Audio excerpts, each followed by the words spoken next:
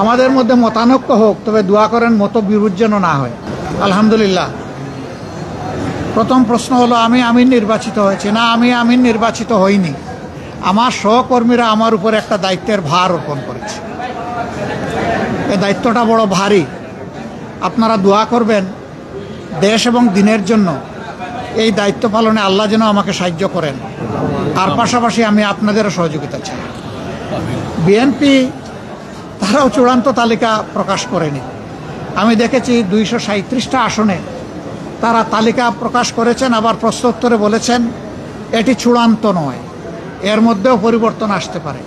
আমরা কিন্তু 1 বছর আগেই প্রায় এই তালিকা বিভিন্নভাবে আঞ্চলিকভাবে আমরা এটা জানিয়ে দিয়েছি। চূড়ান্ত তালিকাটা সময় মতো আমরা ইনশাল্লাহ কেন্দ্রের পক্ষ থেকে ঘোষণা করব। তবে যেহেতু আমরা একা ইলেকশন করব না, আরও অনেককে আমরা ধারণ করব দেশ এবং জাতির স্বার্থে, সব দিক বিবেচনা করেই চূড়ান্তভাবে যথাসময় ইনশাল্লাহ আমরা ঘোষণা করব। আমি বুঝতে পেরেছি যে এই মতানৈক্য কেন। আমাদের মধ্যে মতানৈক্য হোক, তবে দোয়া করেন মতবিরোধ যেন না হয়।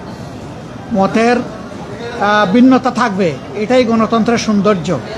সব দল তো এক দল নয়, সবগুলা দল ভিন্ন ভিন্ন, তাদের দৃষ্টিভঙ্গিতেও কিছু পার্থক্য থাকবে, এটাই স্বাভাবিক। আমরা সকলের মতকে শ্রদ্ধার সাথে দেখি। তবে আমরা নিজেরা যে মতটা প্রকাশ করি, আমরা চেষ্টা করি চিন্তা ভাবনা করে জাতির স্বার্থেই সেই মতগুলা প্রকাশ করার। অতএব মতানৈক্য এটা ডেমোক্রেসির সৌন্দর্য। এটার জন্য এখানে বিরোধ লেগে গেছে অথবা অনেককে একেবারে দেশ অস্থির হয়ে গেছে, আমরা এটুকু চিন্তা করতে রাজি নই।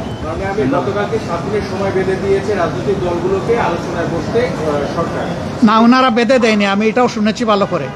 ওনারা অনুরোধ করেছে যে 1 সপ্তাহ সময়ের ভিতরে রাজনৈতিক দলগুলা বসে যদি একটা কনসেনসাসে পৌঁছতে পারে, সরকারের জন্য এটা ভালো।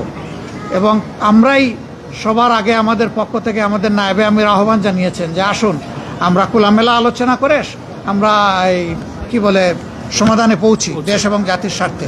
আমরা আশা করি অন্যরা আমাদের এই আহ্বানকে সাড়া দেবেন ইনশাল্লাহ।